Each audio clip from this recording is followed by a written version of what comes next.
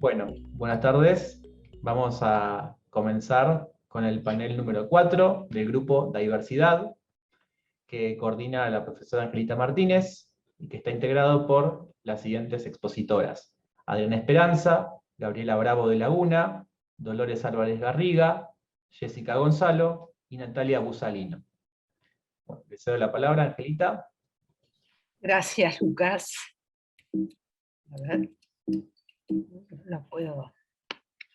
Parece que no pasa. Fíjate arriba donde dice presentación con diapositivas, en el menú que está arriba. Lo voy a pasar cliqueando por Ok. ahora, ¿no? Me parece que así puedo. Bueno, entonces, estos... y para borrar, pues, estos... Bueno, entonces el grupo de estudio que hemos llamado Diversidad o Diversidad nació con el propósito de discutir teoría lingüística a la luz de textos que han surgido en los años 70 del siglo pasado en la Escuela Lingüística de Columbia. En este momento tenemos a nuestra disposición el legado de William Diver y de Erika García a través de sus escritos. Tenemos también los avances de la teoría a partir del trabajo activo de los investigadores discípulos de Diver y los debates actuales en el seminario quincenal que Columbia lleva a cabo ininterrumpidamente desde hace 52 años. ¿Cuáles son las bases teóricas de este enfoque? En primer lugar, se trata de una visión radicalmente funcional del lenguaje. ¿Qué quiere decir esto? Es que consideramos el lenguaje un sistema semiótico cuya estructura, la ingeniería, la gramática, está conformada por su función comunicativa y por características del comportamiento humano. O sea, el punto crítico de nuestros análisis es probar si el diseño y la estructura del lenguaje están directamente motivadas por el acto de comunicar. En ese acto que nosotros consideramos teniendo en cuenta la intencionalidad comunicativa del emisor, la abducción del receptor, la evaluación del emisor sobre la capacidad inferencial del receptor y la relación entre lo que la gente dice o hace y el contexto social en que lo dice o hace.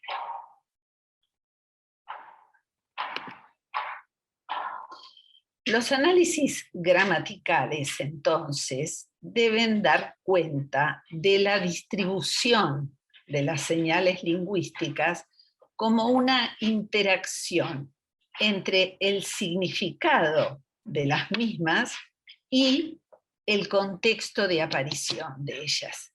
Consideramos que la sintaxis, que es colocación de formas, está semántica y pragmáticamente motivada. La unidad de análisis, como en todo sistema semiótico, es el signo. En este caso, morfemas o señales no fónicas de otro tipo de significante y significado. Pueden ser raíces léxicas, afijos gramaticales y configuraciones particulares de orden sintáctico. Los significados de esas unidades de análisis son considerados por nosotras monosémicos y además imprecisos. Dicha imprecisión permite la gran polisemia en los mensajes. Si bien los análisis fonológicos también deben explicar la distribución sintagmática y paradigmática de las unidades fonológicas dentro de las señales, basada tanto en la función comunicativa como en las características fisiológicas y psicológicas humanas, en este grupo de trabajo nos hemos interesado especialmente en las cuestiones gramaticales. Nuestra metodología radica esencialmente en dar cuenta de esos significados a través del contraste paradigmático. Es decir, el momento en que el hablante selecciona una forma en vez de otra posible, constituye nuestro test cualitativo y cuantitativo de confirmación o de desconfirmación de un significado postulado a la luz de una perspectiva cognitiva. Es lo que consideramos variación a la manera en que lo explicó Erika García. Todo nuestro trabajo surge de la investigación sobre corpus genuinos de distinto tenor. Por ello, la diversidad en nuestra perspectiva, nos interesan tanto las variedades estandarizadas como las no estandarizadas, es el terreno en el que probamos nuestras hipótesis sobre los significados postulados. Nuestro equipo trabaja bajo el marco teórico señalado, compartiendo sus principios esenciales. Sin embargo, nuestra perspectiva se manifiesta con algunas diferencias respecto de la escuela lingüística. En principio, diferencia del estatus metodológico que le asignamos a la estrategia comunicativa. Y en segundo lugar, diferencia en la importancia que le otorgamos a demostrar cómo la cultura y la ideología van conformando la gramática, es decir, a la mirada etnopragmática. Por eso nos ha interesado trabajar en situaciones de contacto de lenguas y especialmente del español en contacto con las lenguas indígenas de la Argentina. Por eso nos hemos dedicado últimamente a trabajar con la evolución del lenguaje inclusivo. Por eso, además, nos interesa trabajar la variación en el estándar. En esta oportunidad, Gabriela Bravo de Laguna y Dolores Álvarez Garriga van a exponer sobre la búsqueda de significados en el marco de las becas obtenidas en el programa de becas de la Escuela Lingüística de Colombia. A continuación, Natalia Busalino se planteará su hipótesis sobre el empleo variable de los adverbios terminados en mente y las construcciones con más sustantivo.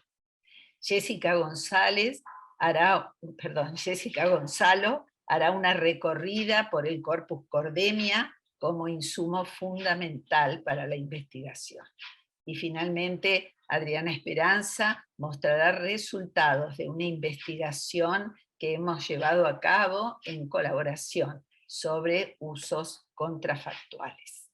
Mi interés por delinear la teoría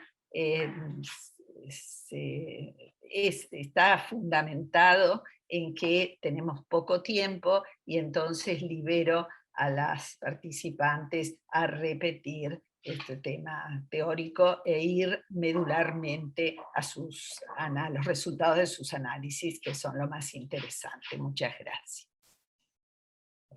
¿Sí?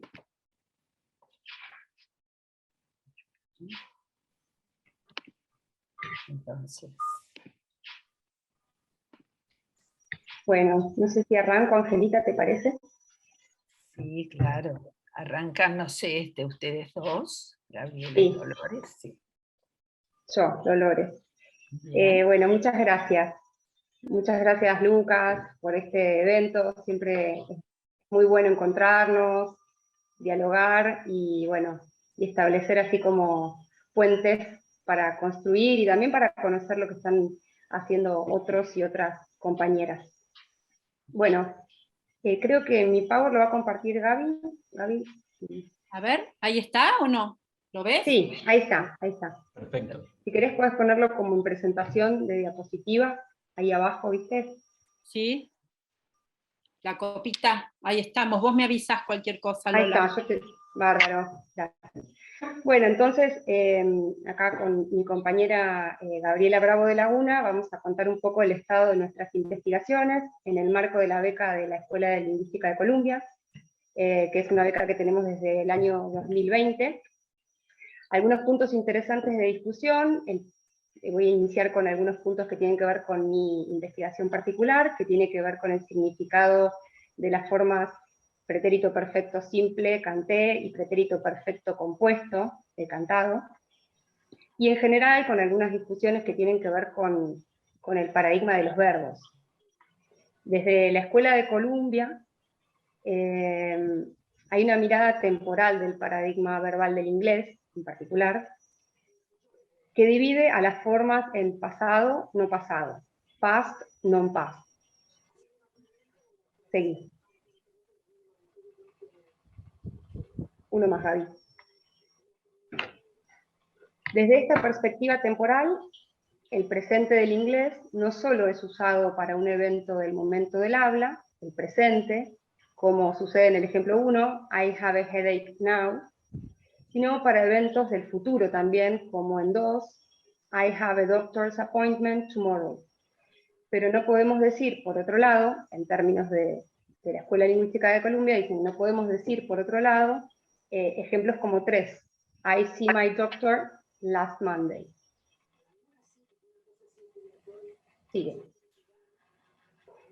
Es por eso que en lugar del presente, Diver propone la categoría non-past, como significado que cubre tanto el momento presente y todos los momentos del futuro.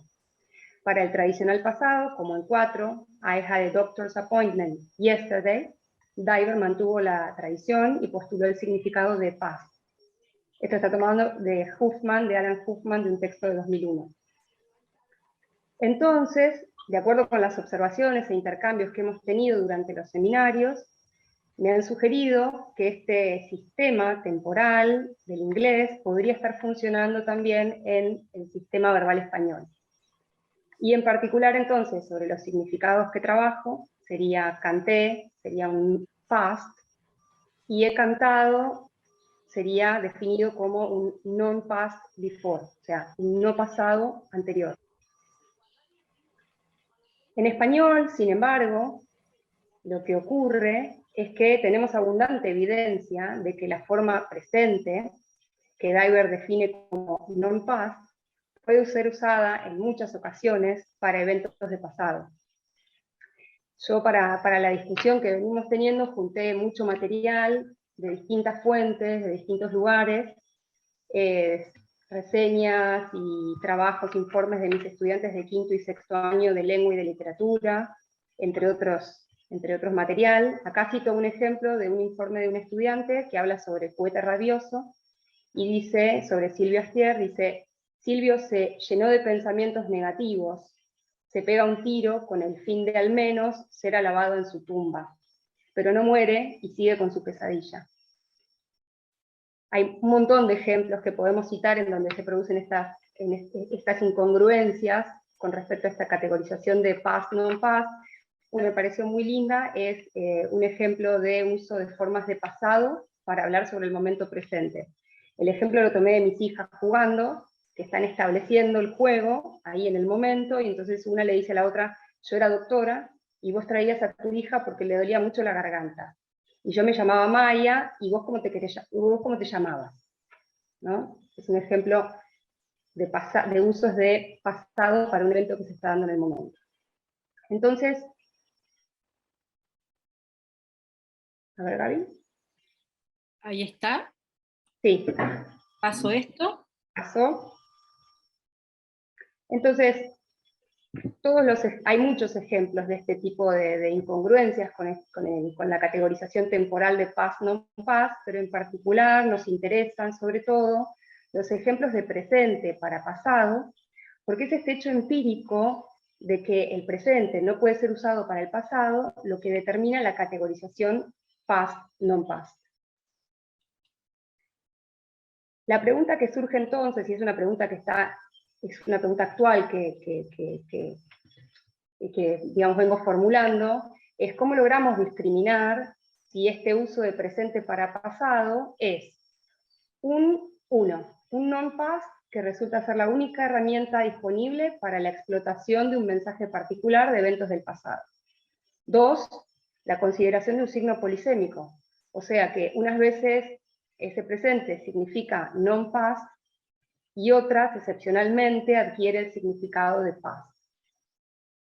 O 3, una dimensión del mensaje, es decir, una forma cuyo significado aún no fue comprobado, unas veces puede señalar en el mensaje non-past y otras veces past con relevancia para el momento del audio. No es una discusión sencilla en el sentido de que, bueno, estamos en ese momento de la discusión, García siempre viene a aclarar algunas cosas, para mí el texto de 1988, el método del discurso, es muy clarificador. En él dice, en su estudio sobre los pronombres de sí y él, dice que sí generalmente descrito por las gramáticas tradicionales como una forma refleja, y él definido como una forma no refleja. Ahora, la autora muestra, con ejemplos concretos, de sí que no remiten al sujeto del verbo, es decir, que funciona como una forma no refleja, y de él que sí remiten al sujeto. Es decir, que muestran, en términos de la autora, flagrantes contradicciones con respecto a la clasificación. Cuando el uso no concuerda con la categoría, dice García, se cae en la tentación de proponer excepciones a la regla, excepciones que explicarían el desvío de ese uso que contradice la categoría. De acuerdo con García, y esto para mí es lo más contundente en su trabajo, es que si la categoría no se corresponde con lo que sucede en el uso, hay algo que va mal con la postulación de la categoría, es decir, algo debe revisarse en el análisis. Esto me parece interesante, sobre todo a la luz de esta discusión, que un poco dialoga con mi propuesta, que es que yo ya en mi tesis de doctorado había propuesto un significado que no se restringe a lo temporal, si bien lo considera en este sentido. Yo he postulado para el pretérito perfecto simple la definición cerrado a la esfera del habla, y para el pretérito perfecto compuesto abierto a la esfera del habla. Y entendiendo la esfera del habla como un núcleo que concentra el aquí, el ahora y el yo de la comunicación. Es decir, de cada acontecimiento comunicativo, como dice ahí. Este concepto no solo considera un momento o punto de referencia asociado al tiempo, sino que también considera el espacio aquí y el sujeto de habla dentro de esa esfera. Estoy trabajando, en el marco de la beca, estoy trabajando con 300 mensajes de texto y audio, de hablantes rioplatenses. En este ejemplo dice, felices de haber llegado, porque ayer, esto tiene que ver con una amiga mía que queda varada en Brasil cuando empieza la pandemia, que no podía volver. Entonces dice, felices de haber llegado, porque ayer en Río nos suspendieron el vuelo, y nos llegaba info de que el aeropuerto se cerraba, así que hemos pasado por varios estadios. Y entonces, en relación con esos significados, nos suspendieron el vuelo corresponde a un uso prototípico del pretérito perfecto simple, que suele registrarse en contextos de enumeración de eventos de pasado, mientras que en hemos pasado por varios estadios, la forma de compuesto destaca el efecto, el impacto que tuvieron los hechos ocurridos para el hablante, y esto lo posibilita, conectándolo con el significado básico, lo posibilita esta apertura que ofrece el compuesto a vincularse con la esfera del habla, y en definitiva con el yo, ¿no? Marcar una relación muy subjetiva y de vivencia personal fuerte con respecto a eso que le sucedió. Bueno, y después, también para mencionar, como algo interesante, es que a partir del estudio del perfecto simple y el compuesto, también empecé a pensar en cómo incide el morfema de presente en la variación verbal. Este es un texto que escribí, que se se publicó en 2020, y lo que busco mostrar ahí, y es lo que estoy discutiendo también, es que las formas que tienen morfema de presente en su estructura, esto es, el pretérito perfecto compuesto, he cantado, el presente canto, y el futuro perifrástico, voy a cantar, respecto a otras formas con las que alternan, como el pretérito perfecto simple canté, el imperfecto y el futuro simple, abren la posibilidad de vincularse, de vincular los eventos con la esfera del habla. Un ejemplo claro son los estudios de Martínez y Maílles sobre la variación futuro perifrástico y futuro simple, donde el futuro perifrástico, voy a ir a tu casa, indicaría más control, de acuerdo a las autoras, más compromiso, y que entiendo que puede vincularse con esta idea de un significado que lo asocia a las otras formas de presente, con morfema de presente, y que es la vinculación con la esfera del habla.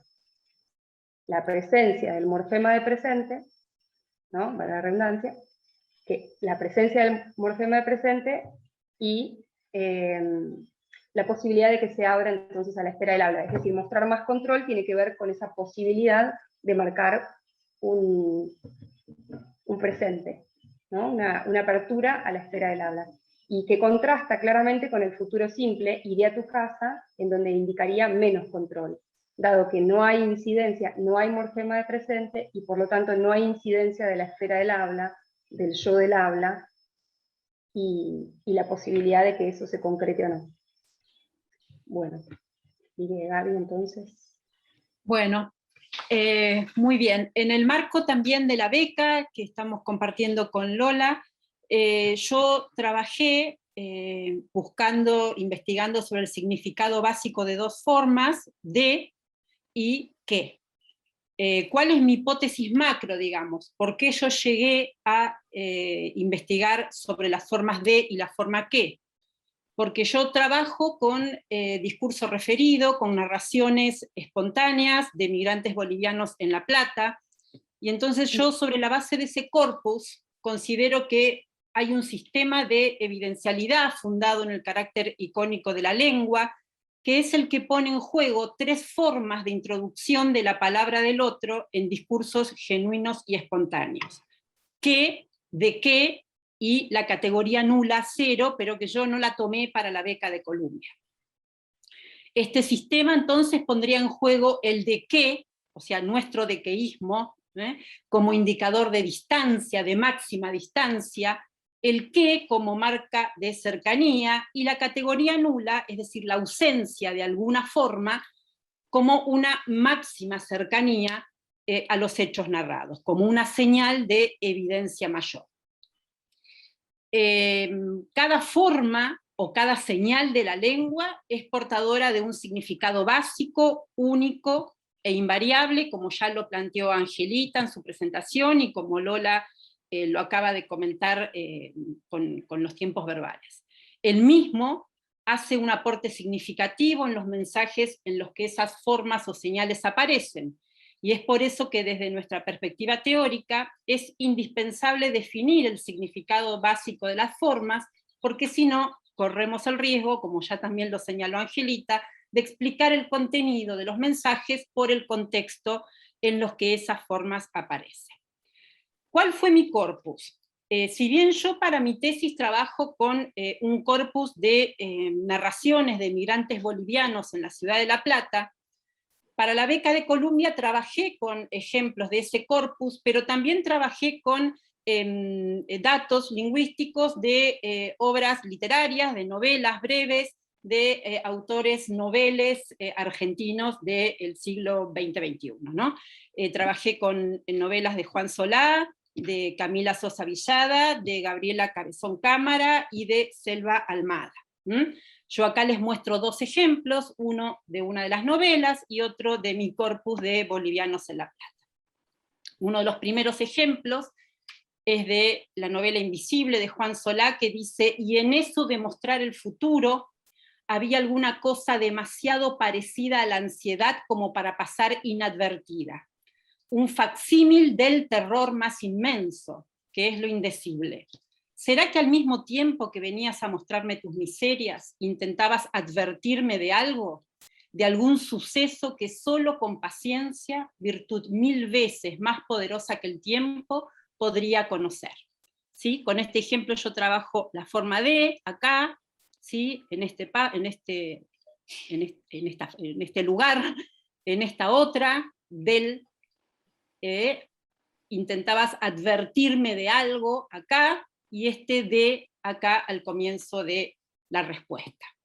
Otro de los ejemplos de mi corpus de migrantes bolivianos es todo eso con una o dos personas yo trabajara, entonces ellos creerían de que por ahí yo estoy pensando sacar esa plata, no sé, en realidad aprovecharme. Por eso yo me acerqué al centro para que personas ya organizadas dentro de un núcleo lo vean y hacen un informe, ¿me entendés?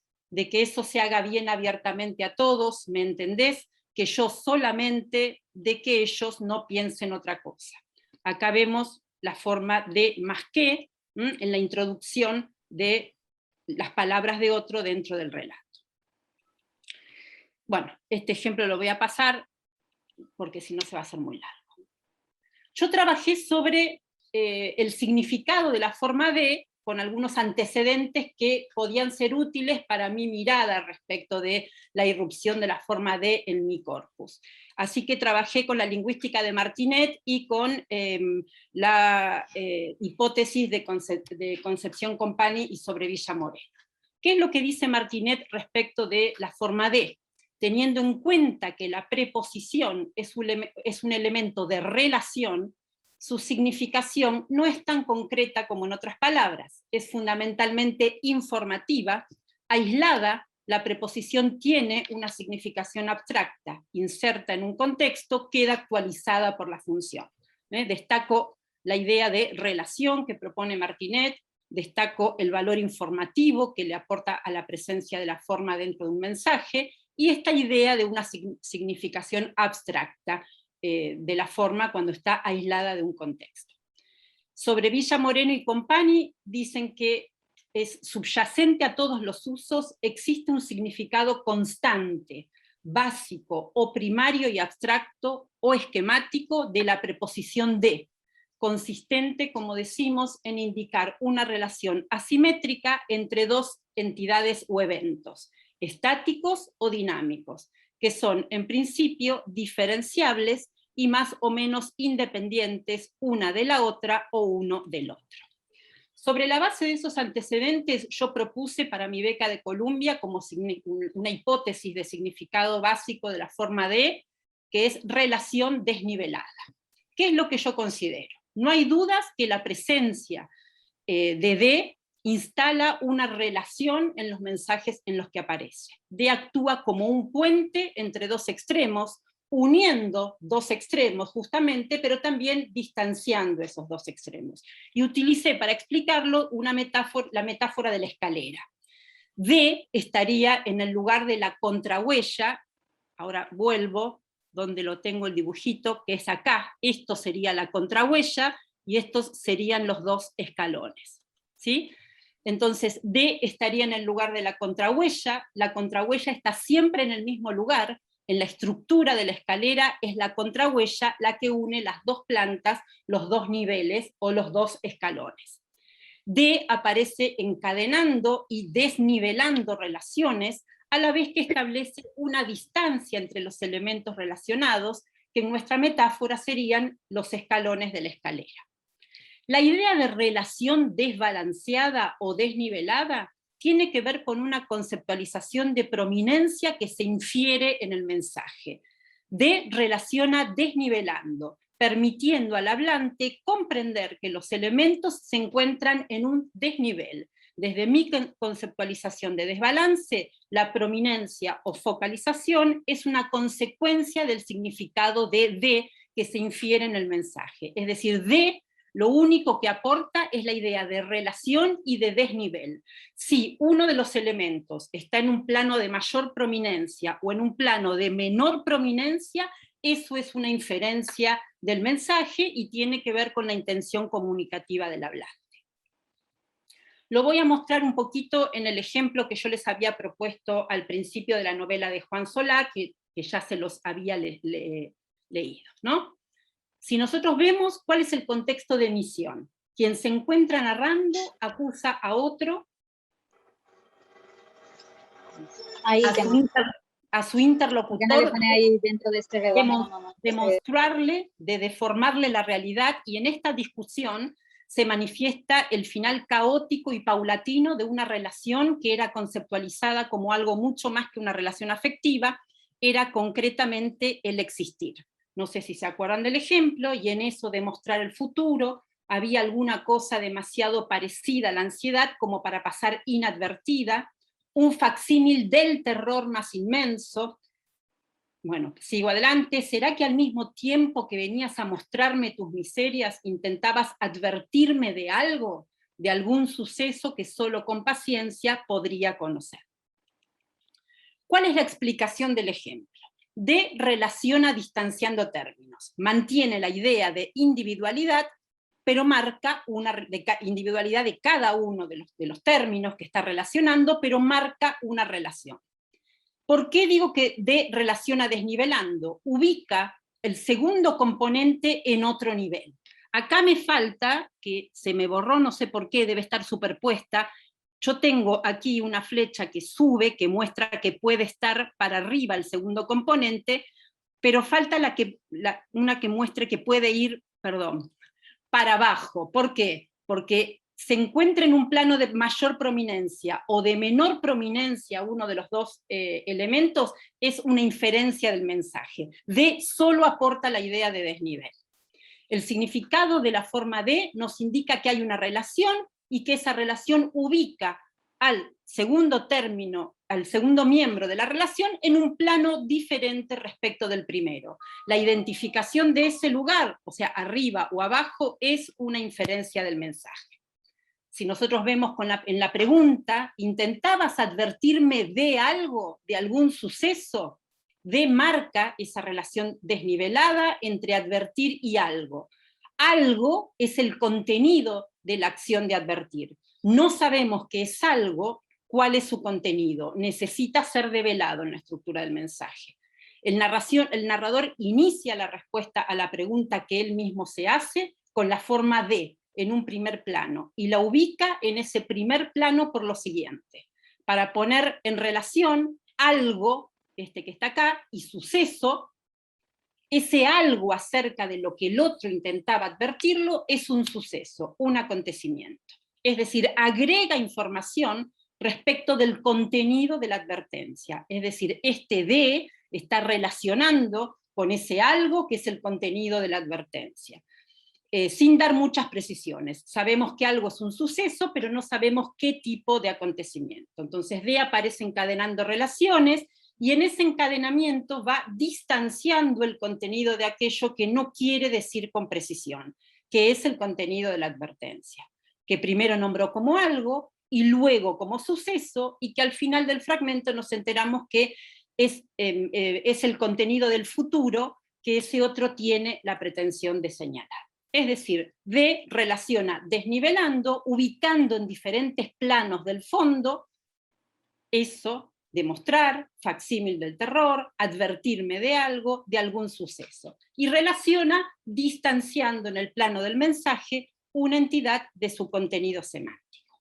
Y el segundo elemento, la segunda forma que yo estoy estudiando en el marco de la beca de Columbia es qué, es la forma qué.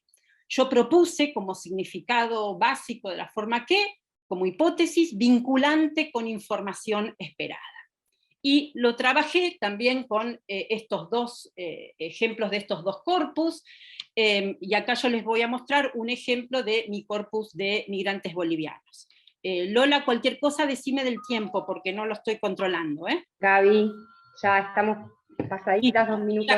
Bueno, perdón, ya termino. Leo el ejemplo y voy a las conclusiones muy rápido. Ustedes van a ver acá formas, en realidad, que son de... con de qué, de más que, mis dos formas. Ellos creerían de que por ahí yo estoy pensando sacar esa plata, yo solamente de que ellos no piensen otra cosa, el consultante narra la situación de extrema vulnerabilidad socioeconómica en la que se encontró una ciudadana boliviana, una situación marcada por la explotación y el abuso. La señora disponía de 2 pensiones y se sospecha que alguien se quedó con ese dinero. ¿Sí? Entonces Johnny, que es nuestro consultante, dice, ellos creerían de que por ahí yo me quiero quedar con la plata. Entonces tenemos la información dada, que es ellos creerían, Johnny introduce una presuposición que alguien tiene respecto de su accionar, y la información esperada es que alguien se quedó con ese dinero. Esas 2 informaciones, la información dada y la información esperada, están vinculadas, están unidas con D más que. Ante esa relación, ¿sí?, se utiliza D más que, y yo lo que propongo es que se selecciona D más que porque el emisor está evaluando el contenido de esa información que introduce. Bueno, voy a ir rápido entonces. ¿Qué es lo que yo... ¿En qué concluyo yo, digamos, después de estos 2 años, pero bueno, de beca, pero seguimos trabajando, digamos, ¿no? Porque son conclusiones preliminares. La señal que vincula el contenido de un verbo epistémico, que es creer, con la información que completa el contenido de la creencia. El enunciador está poniendo de relieve su punto de vista personal respecto de lo que otros creerían de su propio accionar. Y esa información es una información sensible, ya que tiene que ver con el manejo no muy transparente del dinero. Entonces nuestro consultante relaciona la información dada y la información referida, distanciándose de esa presunción, y utiliza la forma de. Y que vincula lo que ellos creerían y la información esperada, que es el contenido de la creencia, que es quedarse con la plata. Como esa información es sensible, utiliza el enunciador esas 2 formas porque está evaluando lo complejo del pensamiento que está introduciendo, que tiene que ver con una presuposición respecto de lo que otros creen que él hizo, que fue quedarse con un dinero. Respecto del contraste qué y de qué, en el juego qué y de qué se alerta al oyente de que se acerca información que se espera, pero por alguna razón a dicha información necesita asignársele un nivel mayor o menor de relevancia que pueda ser inferido por el oyente. Creemos con García que la presencia o la ausencia de la preposición, en nuestro llamado dequeísmo, marca la distancia icónica que establece el emisor respecto del contenido de la cláusula subordinada. Y en este marco, la señal de impone, aporta una pista, potencia el significado ya establecido de la señal que, y lo potencia sumando el aporte de su propio significado. Es decir, son 2 significados que se unen en un determinado mensaje y que son explotados por los hablantes para su finalidad, para poder cumplir su finalidad comunicativa. Y bueno, y eso es todo. Perdón por la demora. Hola, buenas tardes. Bueno, A ver si seguimos, puedo Nati, compartir sí. pantalla. Sí.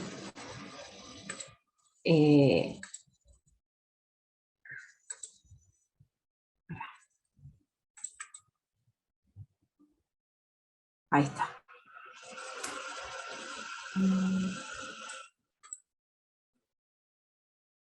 Quiero minimizar esto.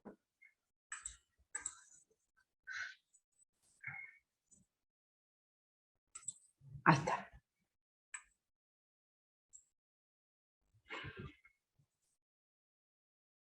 Bueno. No me deja, ahí está. Abrila, Bueno, Nati. Abrí abajo, sí, sí. anda abajo a la copita. Ahí está. Así se abre. Ahí está. Gracias, Gaby. Bueno, el tema de la investigación que estoy desarrollando en el marco de mi tesis de maestría en lingüística es la variación entre los adverbios terminados en mente y la frase preposicional constituida por con y un sustantivo en el español rioplatense del primer cuarto del siglo XX de 2 novelas de aprendizaje argentinas: Don Segundo Sombra, de Ricardo Guiraldes, y El juguete rabioso, de Roberto Art. Ahí hay 2 ejemplos de lentamente y con lentitud que voy a leer después cuando los analice, ¿no? El marco teórico es el de la etnopragmática y el de la Escuela de Columbia, que ya desarrolló Angelita Martínez, Pero bueno, quiero destacar que entendemos por variación dos maneras diferentes de aludir a un mismo referente. García 1985, Martínez y Esperanza 2012. Y los parámetros que la determinan pueden ser de índole lingüística y extralingüística. Los antecedentes. Si bien la posibilidad de alternar ambas formas ya fue constatada, aún no se observaron los contextos en los que estas formas varían, ¿no? Entonces, para realizar esta investigación, tuve que revisar los antecedentes sobre los adverbios en mente y la preposición con. Sobre los antecedentes sobre los estudios de con. Las gramáticas de la lengua española, en general, otorgan a la preposición con tantos significados como se infieran en los distintos contextos de uso. Compañía, instrumento, modo, hostilidad, causa, entre otros. Es decir, para asignarle un significado a con, recurren a los elementos del mensaje, sobre todo al aporte semántico del término de la preposición, como vemos en la Nueva Gramática 2010. Respecto a los adverbios en mente, la bibliografía es muy abundante sobre estos adverbios. Para esta presentación solo quiero destacar, digamos, respecto a los antecedentes en los estudios sincrónicos, que estudios como los de Covacci en 1999, Rodríguez Ramalli 2003, por lo general desarrollan extensas clasificaciones de los adverbios, atendiendo fundamentalmente a su distribución en la oración y al aporte semántico que realiza sobre todo el adjetivo base que se une a mente. Estas clasificaciones incluyen numerosas clases y subclases, y a menudo encontramos que un mismo adverbio pertenece a más de una clase. Esto se debe a que algunos autores consideran el significado de la base adjetiva y su relación con el contexto como el significado del adverbio.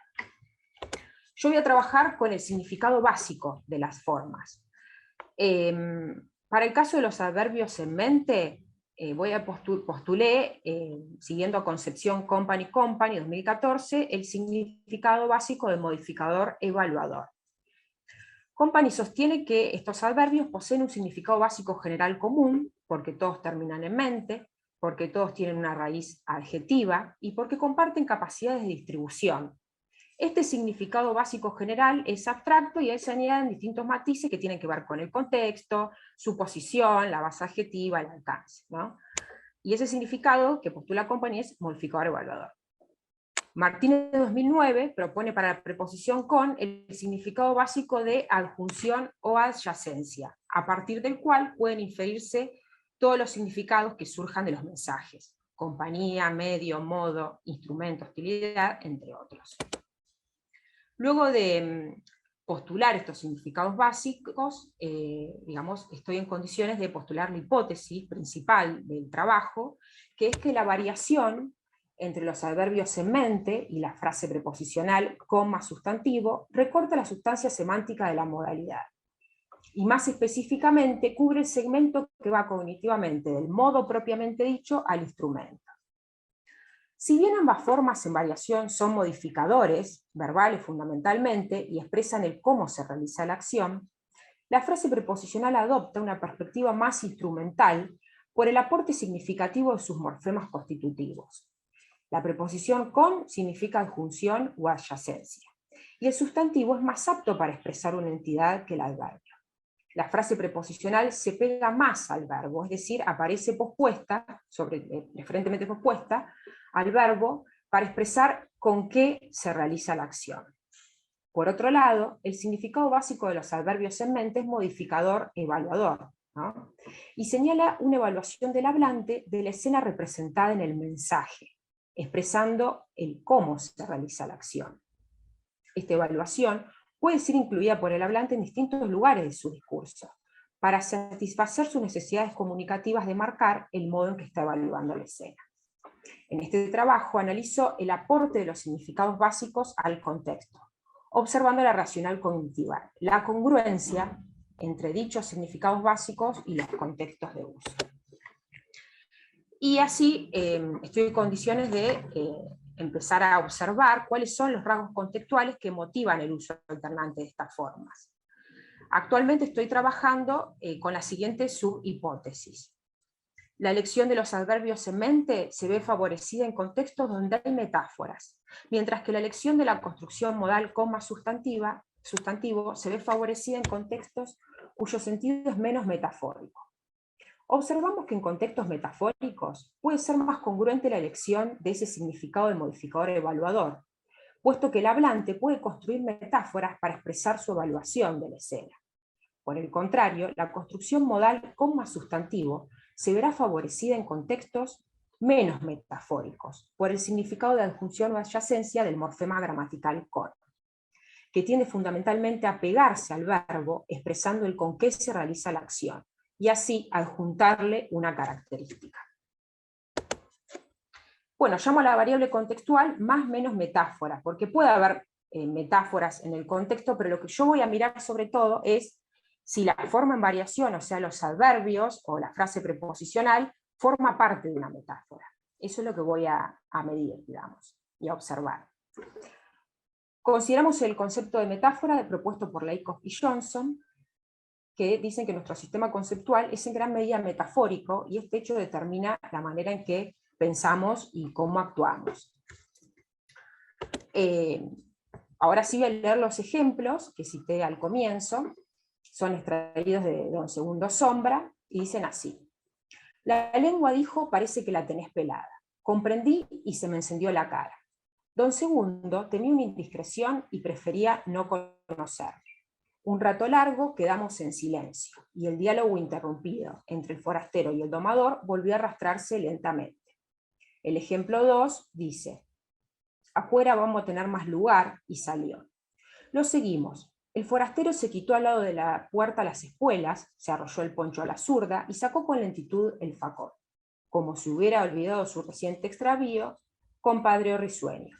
Ahora verán cómo un mocoso deslenguado se le corta la jeta.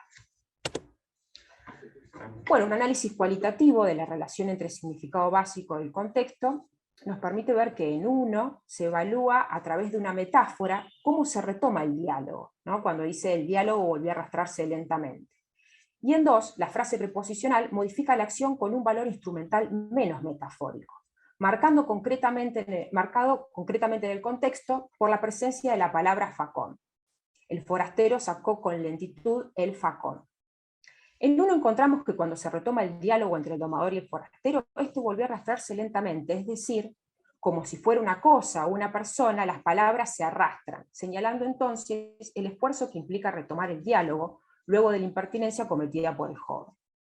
El significado básico del adverbio en mente, del modificador evaluador, y el aporte del lexema raíz lenta son coherentes con el contexto en el que el narrador evalúa la escena de manera metafórica. Una mirada al contexto general de la escena nos muestra que ésta se construye con el uso de metáforas y comparaciones, para expresar la vergüenza del joven Fabio Cáceres al darse cuenta de que habló de manera impertinente a los adultos. Tal es así que su cara se le encendió, al igual que se enciende fuego y da calor, es decir, su rostro se ruborizó al sentir vergüenza. En 2, observamos cómo, a pesar de tratarse de un tema similar, la réplica que se le hace al joven Fabio por hablar de manera impertinente, la acción se conceptualiza en la escena de manera menos metafórica que en 1. Y en 2, al joven se le invita a salir del lugar, se le muestra el facón y se le dice concretamente que se le va a cortar la jeta. Precisamos que aquí la escena se conceptualiza de manera menos metafórica, y no decimos literal, porque está presente en las palabras del forastero la metáfora del mocoso deslenguado, para referirse al joven sin experiencia que habla en ocasiones de manera inoportuna. Como si toda la escena viniera a significar, aquí se hace literal la metáfora de cortar la lengua al deslenguado, al que habla de más. Bueno, en esta presentación intenté presentar el tema de la investigación, los antecedentes y los significados básicos, la hipótesis principal, y mostré muy brevemente un análisis cualitativo de la relación entre el significado de las formas y los contextos más o menos metafóricos. Actualmente nos encontramos realizando un análisis cuantitativo de la frecuencia de uso de estas formas en contextos más o menos metafóricos. Bueno, gracias. Eso es todo.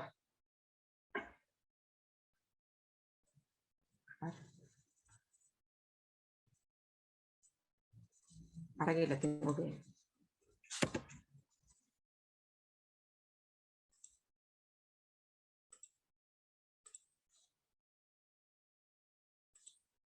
Ahí está.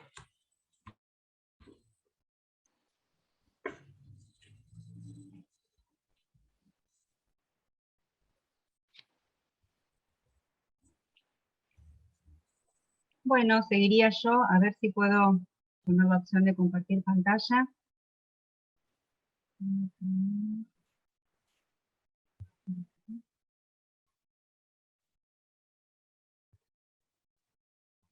¿Pueden ver ahí la pantalla? Sí, sí, Jessica. Gracias.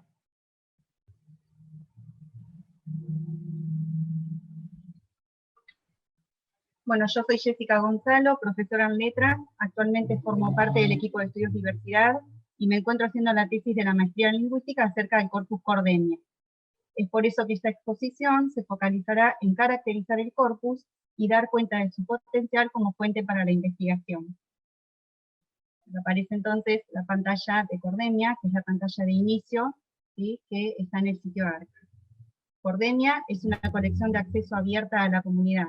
Se caracteriza por conformar un corpus genuino de entrevistas orales realizadas a personas migrantes con residencia en el Partido de La Plata y alrededores. Las entrevistas que conforman el corpus se caracterizan especialmente por tratarse de consultantes que pertenecen a la primera generación de migrantes provenientes de distintos pueblos y ciudades de Bolivia, Paraguay y Perú. El corpus nace en el año 2013 a partir de la iniciativa de la Cátedra de Lingüística 1 de la Universidad Nacional de La Plata y su docente titular, la doctora Angelita Martínez, con el objetivo primordial de contar con una base de datos destinada al audio y a la investigación lingüística, orientada sobre todo al contacto de lenguas y a la variación. Cordemia se encuentra en el portal Arcas de la Facultad de Humanidades y Ciencias de la Educación. Este sitio también cuenta con otras colecciones, tales como la colección Cordemia, como vemos acá arriba, como vemos acá arriba, que ha sido publicada recientemente y cuya coordinadora es la profesora y magíster Adriana Caldiz, del Grupo de Estudios Fonológicos GREFO. Esta es una colección de registros orales, de conversaciones espontáneas, informales, que llevan a cabo hablantes bonaerenses. Luego tenemos la colección de literatura popular argentina, cuya coordinadora es la doctora Gloria Chicote. La colección contiene textos, melodías e imágenes de la literatura popular de distintas regiones de nuestro país.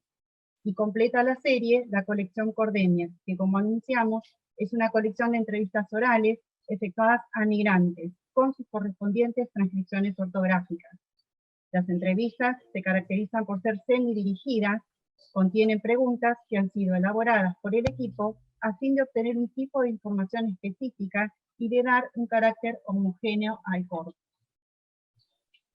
Cuando accedemos a la colección, si clicamos en la imagen Cordemia, ¿sí?, podemos ver entonces en la pantalla principal estas ventanas. En esta ventana tenemos la posibilidad de acceder a las entrevistas de la colección, donde dice navegar fuentes. En esta otra ventana podemos acceder al currículum vitae de la coordinadora del proyecto, Angelita Martínez, para conocer su trayectoria académica. Luego en esta ventana tenemos información acerca del equipo de trabajo que ha contribuido en sus diferentes funciones con la organización y confección del corpus. Angelita Martínez y Adriana Esperanza como organizadoras, Ivana Mespliner y yo como recopiladoras y editoras, Gabriela Bravo de Laguna, Roxana Risco, Dolores Álvarez Garriga, Natalia Busalino, Lucía Zanfardini y yo como instructoras, y estudiantes de la Cátedra de Lingüística de los años 2013 al 2016, quienes se formaron en el relevamiento y la confección de las entrevistas y proveyeron junto a algunos docentes del equipo el material grabado. En la ventana acerca de esta colección, que es esta que yo señalo acá, accedemos a una explicación y descripción del corpus efectuada por Angelita Martínez, y hacia el final podemos visualizar la resolución del proyecto. Es una resolución que se aprobó en el año 2015 para la publicación. En la ventana Estudios, que es esta, se encuentran los nombres y enlaces de las producciones escritas que consisten en trabajos de investigación que han tomado recursos del corpus. Y por último, en la ventana Galería de Imágenes, podemos observar algunas fotografías de los migrantes realizando diferentes actividades en la ciudad de La Plata y alrededores, como muestra de las prácticas que perviven en el colectivo. Bien, cuando accedemos a las fuentes, encontramos los ítems clasificados por país de procedencia.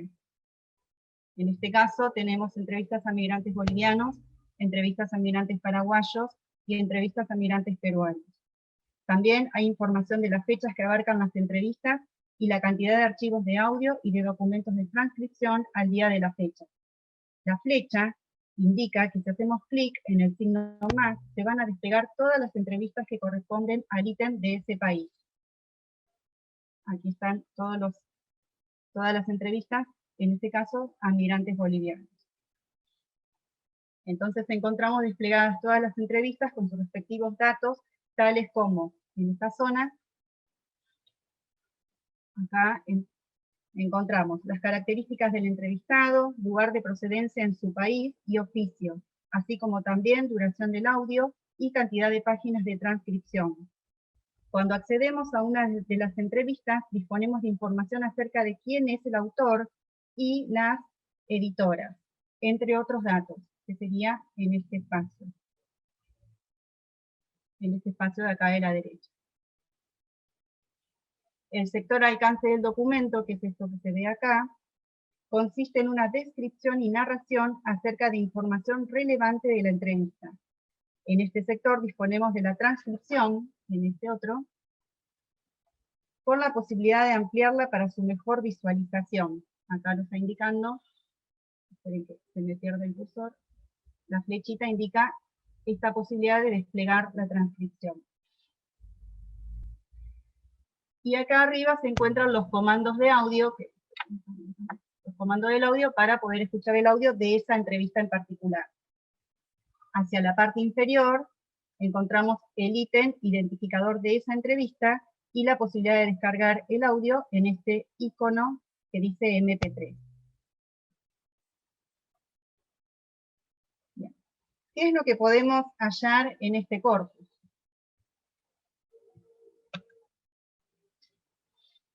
Tanto en las transcripciones como en el audio se pueden ir identificando fenómenos lingüísticos. En este caso mostramos un fenómeno de variación lingüística entre los pronombres de referencia a la segunda persona tú, vos, efectuado por un migrante de Perú, tal como puede apreciarse en las líneas 416 y 556 respectivamente. No sé si se alcanza a ver, está marcado acá, ¿sí? En la transcripción, el uso del tuteo y el uso del voceo. Y con la línea, con la flechita amarilla indico en qué línea del texto transcrito están las dos ocurrencias del mismo hablante. Por eso es un ejemplo de variación intrahablante. Con mi compañera de estudios Ivana Mestriner, quien es también editora, nos interesamos por este fenómeno de variación lingüística. Es por esto que realizamos un trabajo conjunto de recopilación de ejemplos en migrantes peruanos para analizarlos. Teniendo como base los postulados teóricos metodológicos de la etnopragmática, García 1995, 1998, Martínez 2009, y de la Escuela Lingüística de Columbia, Diver 1995, llevamos a cabo la investigación de este tema que posteriormente devino en la publicación de un artículo en la Asociación de Lingüística y Filología de América Latina. El artículo se llama Allá eres tú, acaso vos, formas alternantes y dinamismo identitario en migrantes peruanos en el Río de la Plata. Tal como se señala con color rojo, podemos observar los ejemplos de variación que efectúa el consultante y la flecha indica que en los ejemplos del artículo se mantienen los números de referencia del corpus original. Este artículo próximamente será también ingresado en la sección Estudios de la portada inicial de Cordemia por ser un trabajo de investigación fruto de los valiosos recursos que posee el corpus. Entonces acá tenemos el mismo ejemplo, ¿sí? Las formas alternantes de tuteo y de voceo, como se citan en un artículo que ya ha sido publicado, respetando las líneas y de la fuente original. Aquí abajo entonces encontramos el enlace para acceder al artículo que ya ha sido publicado. Bien, ¿qué otro tipo de información brinda el corpus? Cordemia cuenta también con información macro-sociolingüística que es relevante, tanto para los análisis lingüísticos, por su aporte cualitativo, como también para otras disciplinas tales como la sociología, antropología, historia, ya que se cuenta con información que traen consigo estos hablantes migrantes. información acerca de sus datos personales, sobre el proceso de inmigración, acerca del lugar de procedencia y de residencia actual, sobre los lazos culturales, sus lenguas de origen y las valoraciones de su variedad y de la variedad rioplatense. Mostramos dos ejemplos que dan cuenta de estos datos. En el ejemplo que puse primero, se da cuenta de datos acerca del proceso de migración. Es un ejemplo que muestra cómo el consultante comenta que antes de llegar a Argentina también hizo movimientos de migración dentro de su país. En el segundo ejemplo, ofrece datos acerca de su lengua de origen, y este lo voy a leer. La entrevistadora Beler le pregunta, ¿qué lengua aprendiste como primera lengua? Y le responde, allá la lengua originaria es el quechua. Yo aprendí, primero sería el quechua, yo creo que porque como yo nací dentro de la familia de mi mamá, que son, generalmente estaba con mis abuelos, y ellos sí hablan el quechua y hablan muy poco el español. Primero quechua y después español. Después el español, sí. ¿Y seguís hablando quechua? Sí, sí, sí. ¿En qué situaciones y con quién? Al llamarlos allá y con ellos. O sea, se puede comprobar que se brinda información acerca de cuál es la primera lengua y en qué momento se utiliza esa primera lengua. Bien. Como se nos ha dado la labor de elegir y editar las entrevistas que ingresan a la colección, y debido al trabajo colaborativo que hemos venido efectuando con nuestro equipo, con Ivana Mestriner hemos realizado un segundo artículo en el que damos cuenta de la génesis y la metodología de este corpus. Hubo allí, por el año 2013, una necesidad de hacer investigación fundada en datos genuinos. Hubo un intenso trabajo de todo el equipo en la confección y relevamiento de las entrevistas. En esos inicios contamos con el apoyo de profesionales de la Universidad de Friburgo, quienes nos proveyeron herramientas técnicas y metodológicas. Y un buen día, en el año 2015, Arcas nos abrió las puertas para darle acceso al corpus.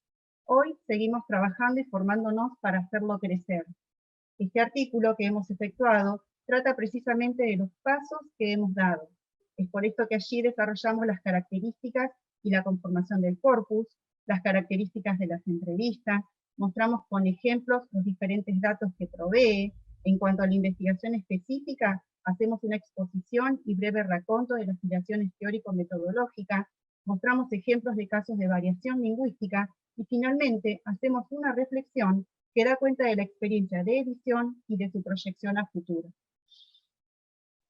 Muchas gracias.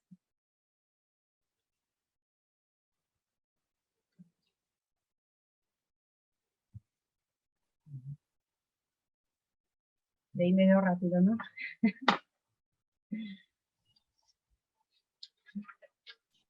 Bueno, entonces, ahora la argumentación contrafáctica en el discurso jurídico, formas, significados y mensajes. Adriana Esperanza nos va a explicar este trabajo.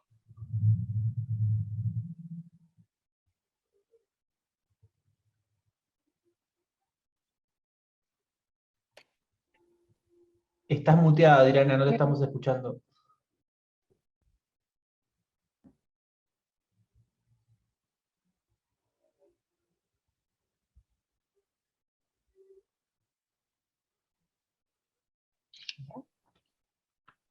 No se escucha. Sí, creo que tiene el micrófono. Ahí está, me parece. Bueno, ahora vuelvo. Ahí está. Sí. Vuelvo desde el principio, a ver. Perfecto. Entonces, les decía que este trabajo que compartimos con Angelita tiene como objetivo explicar el empleo variable de las formas hubiera, hubiese más participio pasado, con el objetivo de confirmar, desconfirmar el significado postulado que ya hemos presentado en otros trabajos, descubrir qué contextos favorecen su selección, en el dominio de la variación que conocemos como contrafactualidad de pasado. Aquí aparecen los ejemplos en los que aparece, por ejemplo, el sistema en su total capacidad de absorción hubieran sido muy desfavorables versus tampoco podría haberlo hecho si hubiese tenido la intención, etc. De acuerdo con nuestra hipótesis, las formas que estamos estudiando categorizan la sustancia semántica, oportunidad de ocurrencia que el emisor atribuye al evento. En ese paradigma de evaluación de chance de ocurrencia a un evento que no sucedió en contextos contrafactuales de pasado, consideramos que mediante la forma RA el emisor asigna mayor posibilidad de ocurrencia, mientras que la forma C implica menor oportunidad asignada. La posibilidad de este significado para C es coherente con el significado etimológico que corresponde a un subjuntivo. Con respecto a los antecedentes, en general, las gramáticas sostienen que estas son formas equiparables, se argumenta acerca de diferentes factores respecto de la elección de una u otra forma. En general se considera que es el español americano el que prefiere la forma RA. Actualmente sabemos que hay una serie de trabajos que muestran que también el español peninsular tiene una expansión de esta forma. Nuestros trabajos han tendido a demostrar que las formas varían porque hacen diferente aporte semántico al mensaje y que en consecuencia no son empleadas arbitrariamente. Para ello hemos analizado diferentes corpus periodístico, literario en otras ocasiones y por primera vez abordamos el discurso jurídico a través del análisis del fallo que fue dictado con motivo del accidente ferroviario conocido como tragedia de Once. Este fallo fue dictado por el Tribunal Oral Federal número 4 de la Ciudad de Buenos Aires, que condenó a los culpables de la tragedia ocurrida el 22 de febrero de 2012, del que se ha cumplido 10 años, el último febrero, el último 22 de febrero, por el descarrilamiento del tren Sarmiento, en la que murieron 51 personas. El fallo analizado, con fecha 30 de marzo de 2016, corresponde a los fundamentos de la sentencia, cuyo veredicto fue dictado el 29 de diciembre de 2015. Es un texto de aproximadamente 400.000 palabras, distribuidas en 1.416 páginas, y la densidad entonces y extensión del corpus hace relevante la muestra en términos cuantitativos. Hemos hallado 173 formas, de las cuales 126, el 73%, corresponden a la forma RA, y 47, es decir, el 27%, corresponden a la forma C. Como vemos, los morfemas RA y C, en el contexto de haber más participio pasado, alternan para referir a situaciones que no han ocurrido y van a ocurrir. Si bien estas formas, en su gran mayoría, son utilizadas como en 1 y 2, los ejemplos anteriores, es decir, en mensajes contrafactuales, los datos muestran también emisiones en las cuales se puede inferir que el evento ocurrió, como en 3, la doctora Vidal sostuvo que la circunstancia de que la hormona TSH hubiera estado elevada, etcétera, etcétera, o bien que su ocurrencia se manifiesta como dudosa, como en 4. Igualmente expresó que no recordaba que el tema multas se hubiera conversado en las reuniones del directorio. Entonces hemos medido la aparición de las formas en relación con el evento ocurrido y no ocurrido, esperando que la descripción de eventos ocurridos favorezcan la aparición de la forma RA, cuestión que hemos observado predominantemente, es decir, la tabla muestra que hay una tendencia a favor de nuestra hipótesis, pero no es lo suficientemente fuerte, es decir, el desvío no es lo suficientemente representativo. Por lo tanto, avanzamos en el análisis de las emisiones en las que se describen eventos no ocurridos. Dada la naturaleza del corpus, su estructura se organiza alrededor de los argumentos construidos por las diferentes partes para persuadir al interlocutor. El fallo es pura argumentación, como corresponde a una sentencia, un veredicto de la justicia, y la selección de las formas acompaña a esa argumentación. Es una clave más en la dirección de la misma, por lo cual entendemos que la aparición se relaciona con distintos factores directamente vinculados a la construcción argumentativa del discurso. Como venimos sosteniendo, de la observación del corpus se desprende que la justificación respecto del grado de confianza en la potencial ocurrencia de los eventos Es muy frecuente como herramienta discursiva que apoya el razonamiento que subyace a la postulación de los significados de las formas lingüísticas en cuestión. Como surge del análisis cualitativo del corpus, esa justificación puede estar fundamentada en cuestiones comprobables o, por el contrario, en cuestiones subjetivas, basadas en general en la especulación del enunciador. Creemos que, dados los significados postulados, la argumentación se apoya en hechos comprobables, sean estos de orden técnico, legal, etc., serán más fin a la elección de la forma ra. Por el contrario, la argumentación sin respaldo comprobable o con una menor cantidad de datos o indicios de orden fáctica, justificación subjetiva, especulaciones, etc., influirá en la presencia de C. Veamos entonces el orden de lo fáctico. En el corpus trabajado hallamos una serie de argumentos que parten de hechos de la realidad o de hechos con los que se pretende construir la realidad sobre la cual se está argumentando. En otros casos se presentan datos con los que se intenta establecer un orden semejante al orden lógico. Si bien se trata de argumentos de estructura diversa, los hemos agrupado por ofrecer en su composición algún grado de relación con hechos de la realidad fáctica.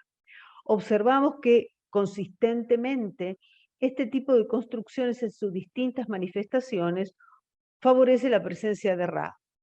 Por ejemplo, como en 5, cuando aparecen datos de índole técnica, o como en 6, cuando aparecen datos de índole profesional, en este caso habla un especialista en medicina legal. En la misma línea nos encontramos con argumentos en los que se pretende establecer una relación lógica entre los constituyentes del argumento, que podríamos considerar dentro de las argumentaciones fundadas en lo que hemos llamado el sentido común, como aparece en 7. Si hubiera habido una pérdida, si se hubiera escuchado, si hubiéramos encontrado una pérdida, se hubiera redactado el informe, se hubiera informado, etc. Veamos los argumentos en los que hay ausencia de fundamentación fáctica, lo que hemos denominado el orden de la subjetividad. El corpus presenta en estos argumentos el enunciador que expresa su opinión y apreciación a través de la selección de las formas alternantes en las que se apoya para manifestar su evaluación sobre el evento. Estos enunciados incluyen algunos razonamientos que constituyen lo que hemos denominado especulaciones. Entendemos por especulación aquel razonamiento que presenta conclusiones basadas en una relación establecida de manera arbitraria por el enunciador, en ocasiones sin relación con los datos de la realidad, como son los argumentos que apelan al orden de lo emotivo o personal y cuyos argumentos implican razonamientos que muestran algún grado menor de relación con la realidad, algún indicio o dato sobre el que el enunciador se apoya para construir su hipótesis, en este caso, sobre las posibles resoluciones acerca de lo que no sucedió, como aparece en 8. La repudiable metodología de análisis de los especialistas convocados al efecto nos privó de conocer en forma acabada determinadas cuestiones técnicas que hubiesen sido relevantes para la decisión del caso.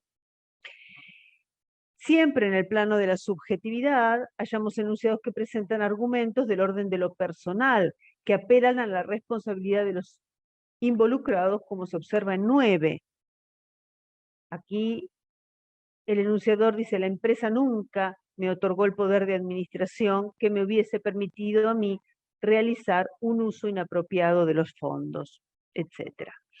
La cuantificación muestra que los resultados apoyan nuestra hipótesis y nos permiten comprobar que aquellos enunciados que poseen una fundamentación de orden fáctico favorecen la presencia de ra de manera consistente con el significado propuesto para esta forma. En cambio, la distribución de los enunciados en los que la fundamentación no es de orden fáctico se manifiesta de manera más equilibrada. A continuación intentaremos aproximarnos cualitativamente al problema con el propósito de explicar las causas por las que el enunciador selecciona ra en contextos sin fundamentación fáctica, y a la inversa, cuáles son las motivaciones por las que el enunciador selecciona C en contextos con fundamentación fáctica. En el cuadro hemos desglosado la conformación de ambos grupos en relación con la descripción que hemos efectuado más arriba. Del cuadro se desprende que en 25 enunciados, el 64% de los casos minoritarios, la argumentación se corresponde con un discurso que, siendo especulativo, el hablante construye en el marco de una conjetura o de una suposición. Denominamos conjetura aquellos enunciados que expresan algún juicio u opinión deducida de indicios, sospechas o síntomas extraídos de la realidad. Por su parte, hemos considerado suposición a los enunciados con los que se manifiesta una deducción por la cual se presenta un hecho como más cierto sin mediar necesariamente indicios o datos de la realidad. Es decir, en ambas situaciones se trata de especulaciones que contienen algunos síntomas de veracidad, de juicios u opiniones deducidos a partir de algún tipo de indicio, es decir, de algún elemento fáctico de la realidad. Veamos el ejemplo 10. Observamos aquí la presencia de 4 de los casos hallados. La voz corresponde a un perito de oficio, por lo que podríamos incluir este enunciado dentro de aquellos basados en el orden de lo fáctico. Sin embargo, una lectura atenta muestra que, si bien el enunciador parte de datos de orden técnico, lo que explica la presencia de Ra, esos datos son utilizados para construir una hipótesis sobre la cual no posee demasiadas certezas. A mí me parece que, tampoco lo puedo afirmar rotundamente. Por otra parte, la presencia de Ra aparece en todos los casos acompañada por la partícula negativa no, con lo cual, a partir de los datos técnicos que posee, datos que el enunciador debe ofrecer en relación con la función para la cual ha sido convocado, construye la opinión solicitada. Esa opinión aparece con la forma de un juicio fuertemente modalizado, con el cual mitiga la posible responsabilidad que podría implicar su voz especializada, voz autorizada por los conocimientos técnicos que debería aportar. Asimismo, el enunciado siguiente contiene 2 de las 3 formas que corresponden al argumento basado en una suposición, el caso de 11. En este caso, el enunciador, un funcionario de alto rango y responsabilidad, analiza los dichos de terceros con los que se expresa de manera explícita una suposición. Reproduce los dichos para contradecirlos. La suposición no es correcta para el enunciador. La cita contiene una construcción condicional que presenta tanto en prótasis como en apódosis la forma Ra. La prótasis parte del análisis contrafáctico de un hecho fáctico. El contrato existió y no se rescindió. La suposición consiste en analizar la posibilidad de un contexto en el que el contrato se hubiera rescindido. Con la esperada consecuencia, no hubiéramos tenido este accidente. El enunciador responde a esta suposición asumiendo la responsabilidad de sus dichos a través de la primera persona del singular. Pone en discusión la voz reproducida que aparece sin atribución explícita de la fuente. A partir de la cita, el enunciador presenta una serie de elementos que funcionarían como datos fácticos a desarrollar en su contraargumentación. La presencia de la forma Ra acompaña la estrategia por la cual se hipotetiza sobre la posibilidad de cambiar los hechos. Se pretende plantear la posibilidad de realización de aquello que nunca sucederá, aquello que podría cambiar la historia. Por otra parte, en los enunciados en los que la argumentación expresa algún grado de responsabilidad por parte del enunciador, 12 casos, el 31%, esta se manifiesta en general sobre acciones concretas, tal como se observa en 12. En este caso, el enunciador, como en el ejemplo anterior, es un directivo de alto rango en la empresa. Debe responder sobre su responsabilidad en lo que respecta a la seguridad de los coches. El enunciado nuevamente contiene una condicional que tanto en prótasis como en apódosis aloja la forma Ra. La construcción se inicia con la primera persona del plural en la prótasis, si hubiéramos tenido la más mínima sospecha. El enunciador plantea su desconocimiento sobre el tema, subrayado a través de la expresión la más mínima sospecha. Continúa la apódosis con 2 formas en primera persona del singular.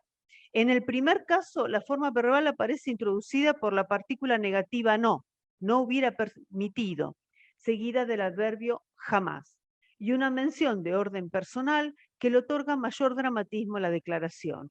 No hubiera permitido jamás que mi hija viajara en él. La selección de Ra en este enunciado opera como un recurso de ratificación de la no responsabilidad. El enunciador se enfoca en su propia persona, en su falta de conocimiento y proyecta de manera contrafáctica las acciones que hubiera realizado en caso de poseer el conocimiento que se le atribuye. La selección de Ra forma parte de una estrategia de responsabilización, de responsabilidad negada a la que apela el enunciador otorgando mayor oportunidad de ocurrencia a las acciones contenidas en la emisión. Por último, los dos casos que corresponden a la expresión de emotividad aparecen en el mismo ejemplo, 13. El ejemplo nos indica la apreciación del emisor sobre cómo ocurrirían los hechos en otra circunstancia y su deseo de que así fuera, expresado 2 veces a través del lexema ojalá. Por eso, cuando yo lo vi, dije, ojalá, y lo tengo escrito, está escrito en la pericia, ojalá no hubiera frenado, hubiera sido un choque duro, pero no tan. Como contrapartida, si nos aproximamos a los 6 casos de C que aparecen en contextos de mayor fundamentación fáctica, hallamos 3 emisiones en las que se apela a algún tipo de dato de orden técnico. Veamos 14. En este caso, en el que se recurre a detalles técnicos que en general, como hemos visto, avalan la asignación de alta oportunidad de ocurrencia, la elección de la forma C, que contrariamente expresa baja oportunidad de ocurrencia, se asigna indirectamente a la imposibilidad de que el conductor haya actuado correctamente. La presencia de la forma C acompaña una argumentación en la que se especula sobre el funcionamiento del freno y la responsabilidad del conductor a partir de la apelación a datos técnicos provenientes de una fuente distinta del enunciador. Este recurso sirve para atenuar la prueba contenida en el párrafo anterior y que pretende desestimar un sistema de detención que, si bien presentaba severos inconvenientes, no se ha acreditado que ellos hayan incidido por completo en su capacidad de frenado. Para construir la atenuación y concentrar la fuerza en la responsabilidad del conductor, el párrafo siguiente se inicia con el adverbio máxime, a modo de reforzador, que introduce el argumento con el que se pretende cerrar la hipótesis por la cual lo que podría haberse hecho no se hizo. Según consta en folios 312 y 317 del incidente respectivo, la velocidad en la que circulaba, conformación al 100% de pasaje y aplicación del 100% del freno de servicio, hubiese necesitado un total de 29,28 metros para detener la formación, mientras que si hubiese recurrido al de emergencia con 21,59 metros le hubiesen sido suficientes. El enunciador no otorga oportunidad de ocurrencia. Acto seguido, presenta las conclusiones a las que espera llegue el auditorio. La conclusión es inequívoca. Córdoba accionó en forma tardía el sistema de detención, dice. Una vez más, el significado de la forma se muestra a disposición del hablante para construir, en este caso, un mensaje contrafactual al que le asigna, mediante la elección de la forma C, la más baja oportunidad de ocurrencia posible. Los 3 casos restantes corresponden a enunciados en los que los datos de la realidad son incorporados para construir un argumento aceptado desde la lógica del sentido común. Es el ejemplo 15. Es como si el vagón se hubiese hundido en el medio, en el pasillo, porque en un momento de eso siento que alguien me tira del pelo, y era alguien que estaba abajo mío, pero no encontraba la lógica de por qué estaba abajo mío si yo estaba sobre el piso, y más abajo de esa persona tuvo que haber otra persona, la cual gritaba desesperadamente, llamaba. El ejemplo corresponde a la declaración de un pasajero protagonista del choque. El enunciador habla en primera persona, relata el momento de la tragedia e intenta describir el evento a través de una comparación. Es como si el vagón se hubiese hundido en el medio. Su relato corresponde a un evento absolutamente extraordinario, incomprensible, fuera de la lógica cotidiana. Nos dice, no encontraba lógica. Los datos de la realidad observable son interpretados a través de una metáfora con la que se intenta reconstruir un evento inverosímil. En ese contexto, la selección de C resulta la más adecuada para describir un evento al que no se le otorga oportunidad de ocurrencia no solo desde el deseo, sino desde la racionalidad que intenta explicar lo inexplicable. Con este análisis cualitativo de los aparentes contraejemplos, hemos pretendido mostrar cómo en la construcción argumentativa la relación de los datos de la realidad, los datos fácticos, se expresa en una gradación. Este continuo de lo real va desde una presencia central del dato fáctico en emisiones en las que comprobamos nuestra presunción acerca de la presencia de Ra, pasando por enunciados en los que la presencia de lo fáctico se observa a través de indicios, de trazos que van escurriéndose lentamente hasta la ausencia de datos fácticos en enunciados con predominio de C, tal como hipotetizamos al comenzar nuestro trabajo. Contrariamente, la presencia minoritaria de Ra en contextos especulativos se manifiesta relacionada con el grado de veracidad de la suposición, más cercano a la conjetura. Algunas conclusiones muy rápidas. La persistencia de las formas en competencia en el español, tanto peninsular como americano, se asienta en la posibilidad de explotar dos significados en términos de evaluación de la oportunidad de ocurrencia de lo no factual. Se busca en busca de un rédito comunicativo, que en el caso del corpus que estudiamos, está ligado a la adhesión o al rechazo del evento hipotetizado. El perfilamiento del emisor frente a la escena a partir de la selección de una de las formas le otorga al discurso la fuerza ilocucionaria en la dirección pretendida. Lo que no pasó pudo haber pasado, y el código lingüístico presenta la posibilidad de brindar una evaluación y así persuadir al interlocutor. Muchas gracias.